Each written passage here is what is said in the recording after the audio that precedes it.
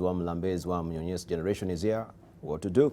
And of course, we're bound to have a discussion in light of what our young people are going through right now, and maybe also you're intimately familiar with what really happened on social media regarding these young people from Consolata Primary School who was spewing vulgar language, and the issue of bullying, the issue of also social media, and how our children are interacting with the new media, where they are bound to go to some, maybe what we should say, content that is not really palatable for young people. So how do we form this, of course, discourse that is also affecting our young people, their psychology in terms of morality? So are we caught up in this moral decadence that we cannot really come out? And that is the intention of this particular discussion this morning. So we've heard from the previous panelists. Right now we have Nancy Wangome. She's a lead coach and CEO of Solvis Coaching Group. And also she's going to tell us more about what she's been doing, especially with the young pupils and students in the universities, talking to them regarding, of course, morality as well, and encouraging them as far as leadership is concerned. Nancy, you got now 6 minutes. Awesome. I'll begin by introducing myself because a lot of people get my name wrong. My last name, Nancy Wangome. And Wamlambez, Wangome. Yeah. Wangome. Wangome. And I think also Elijah should also correct that as well. Wangome. Yeah. Wangome, yes. All the way down from downstairs, everybody said Wangome. We were given Wangome. I said, no, Wangome. Wangome, thank you. Yes. Wamlambez and wamnyonyez generation is here. What to do? When a child is born, they have 24 hours. And they have a lot of people to assist them in the process of leaving. The parent, the grandparents, random strangers who want to kiss them and say, hello, baby, welcome to the world. And as they progress to preschool, they have less people assisting them. And the teacher expects some basic things to have already been learnt, to ask when can I be taken to the toilet and such things. And as a child advances to primary school, they're given more responsibility. Carry your bag, get your books ready, your shoes. And as they advance, they get more responsibility across the board. Social, expected to develop socially, politically, and physically, and understand some things that they're not prepared for. And that even sometimes the teacher and people guiding them are not prepared for. And as they go to high school, more responsibilities, wash your clothes, get ready for class, understand how you'll manage your time, and excel, by the way, while you're doing all of that academically. And indeed, some do take responsibility and some don't. Hence, the number of students that qualify to go to the university is much less than those that go into high school.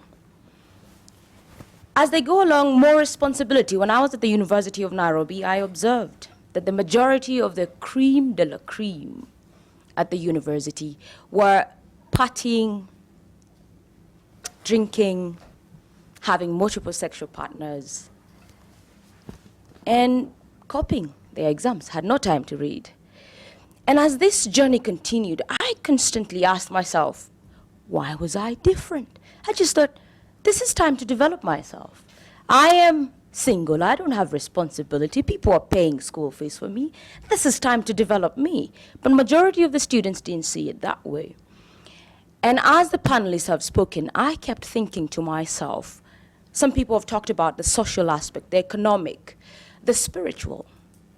But who prepares individuals, children who come into this world in all these different aspects? And I, for some time, had blamed parents and said they need to do a better job. But to be very honest, my parents, the most important thing that they did was to love me. The rest of the things I figured out because I had a stable home.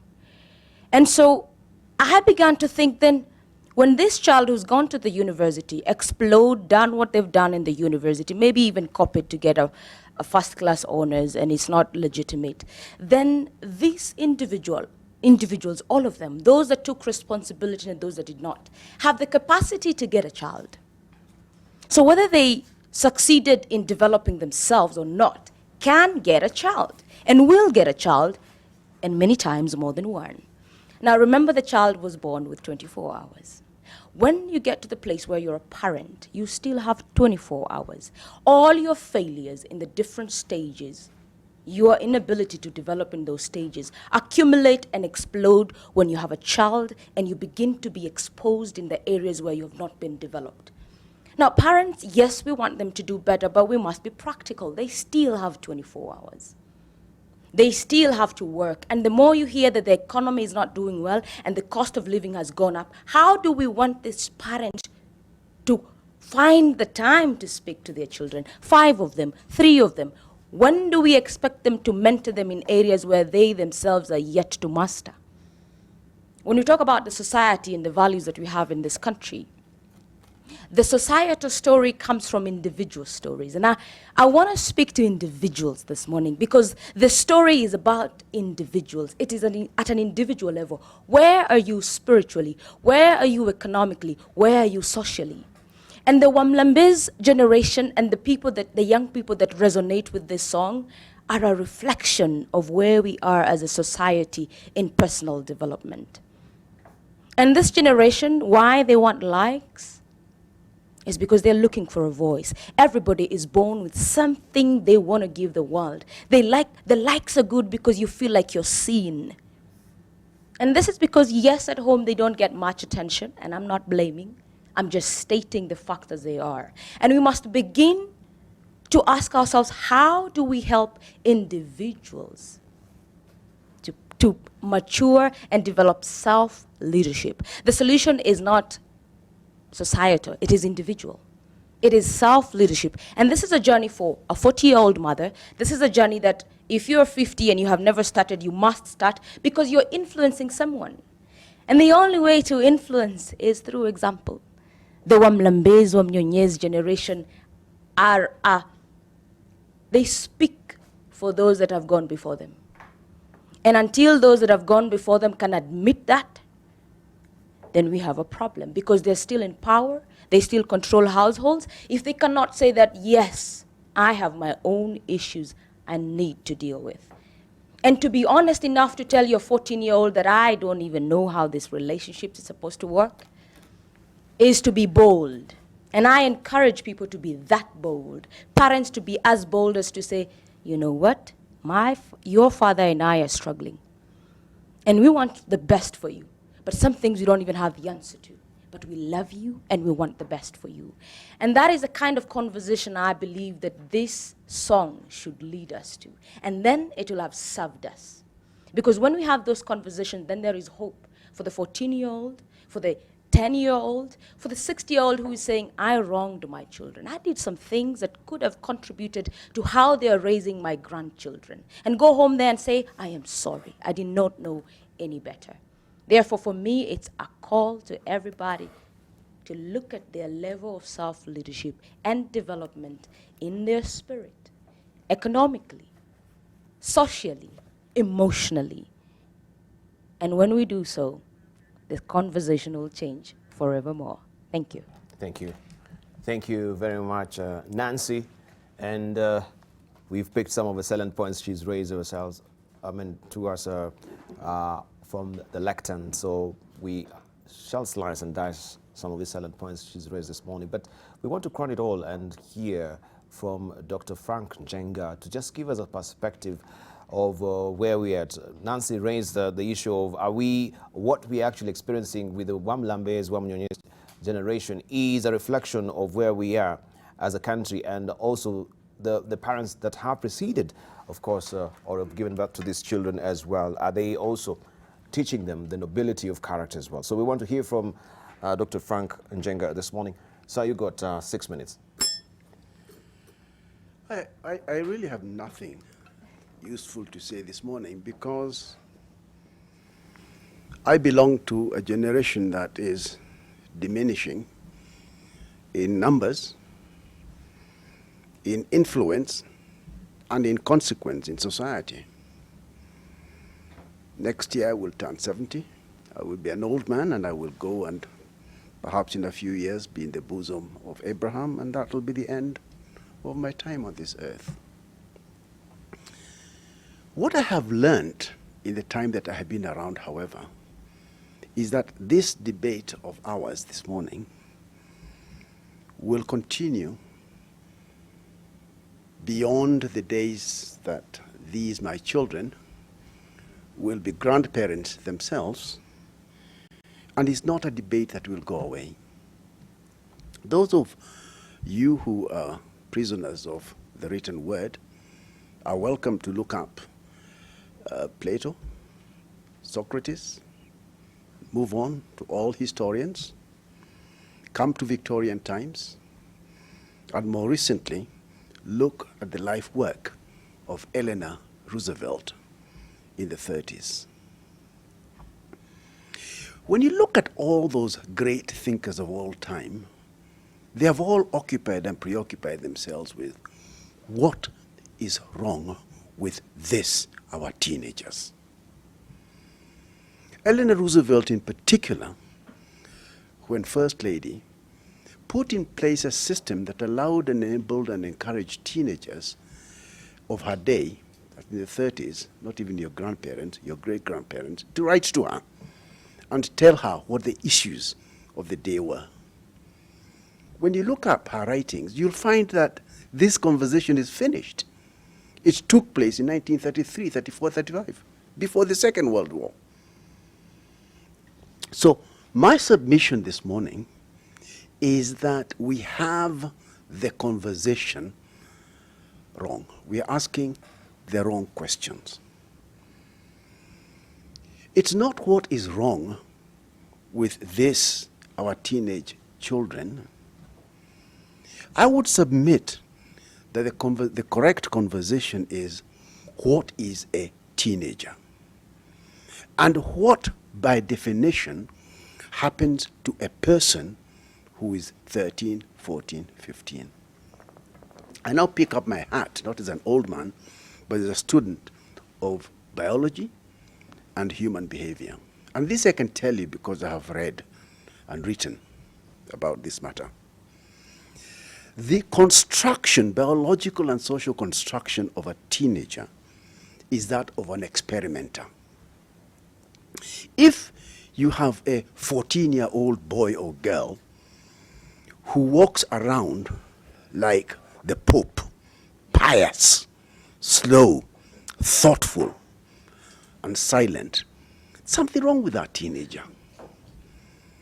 If you have a teenager who's blessed with experimentation and looking out and mixing and going out, and that is a good and proper teenager. Because unless he finds out what is going on around him and in the world, then he's an old man. A teenager cannot be like me. I was a teenager once, believe it or not, and I did those teenage things. I don't know how many of my generation are left. But this I can tell you. I danced at Starlight, Club 1900. The big boys of that day are called Hody boys, they are shanties. Here, Starlight, where the Integrity Center is. So that is not the problem. The problem, and I hope my mother is not watching. So that is not the problem. The problem is not that teenagers go out and dance and kiss each other. The problem is that a small number of boys and girls in their teenage lives fall off the rails. And what we should be looking out for is, why does this 10% of boys and girls fall off the rails? Look at these people here, the panelists. Clever, highly educated, able, capable, and God willing, will become good, proper parents and grandparents. These are normal people. These are in the majority. So I think the conversation should be, a normal teenager is an experimenter. The majority of normal teenagers go on to become normal parents and later grandparents. But a very important, significant number of teenagers then go on to fall off the rails and become. And that is where the story begins for me. You asked a question about the media. And the truth is, media is there because the media owners have to live. They have to pay their mortgages, they have to pay rent, they have to... It's a business. There's nothing wrong with doing business. The work of the media, the role of the media is not to report that at this school, I don't know, it's here in Nairobi, where that one boy did something bad, that 99 of the children in that school went to school that day. Before they went to school, mommy made breakfast, daddy dropped them to school, they did all the normal. The majority of parents are good parents, for goodness sake. I wrote a book some years ago, published by Oxford University Press, titled, "What's Wrong with This Child? A Guide for Parents and Teachers." Sadly, not many people read it. Perhaps it was written badly, but that's also okay. But the point is this. The children who fall off the rails, the children whose parents are not able to... There's something the matter with those children. And what are some of the issues there? You have issues of family cohesion. We've talked about them here. We've talked about poverty.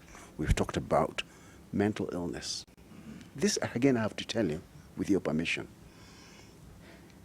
All mental illness, 50% of mental illness that people suffer from in life are diagnosable by the age of 14. I'll say that again. The fact that you don't see mental illness in 14-year-olds doesn't mean the mental illness is not there. It means you're not watching, you're not trained, you don't recognize it.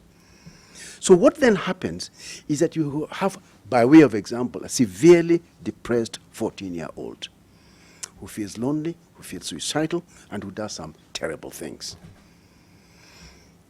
They then publish dramatic material, Wamlambez and the other thing you're saying, yes? And that becomes a headline, not only the print media, but also on social media, because it's exciting. So we are driven away from the 99, which is fine, and act as though society is coming to an end. Aristotle thought life was coming to an end. It didn't end. Victorians thought it was coming. It didn't come to an end. My grandfather, poor fellow, thought it was coming. It didn't come to an end. I thought it was coming to an end. It didn't come to an end.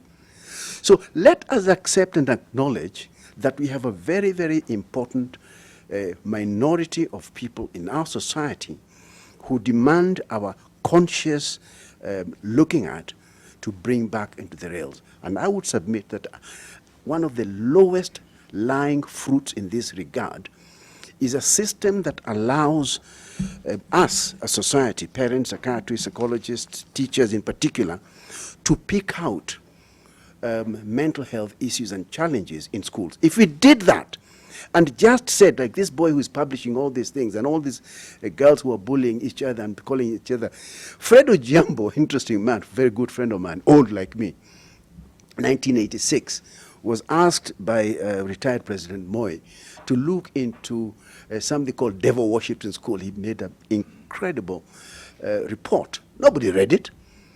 But it actually showed that there was a problem back in 1980. This is not today's problem. This is a problem we have looked at inappropriately. Mm-hmm. Let us look at a teenager as an experimenter, and let us look at those who... I thank you so, so much, and goodbye for now. Right.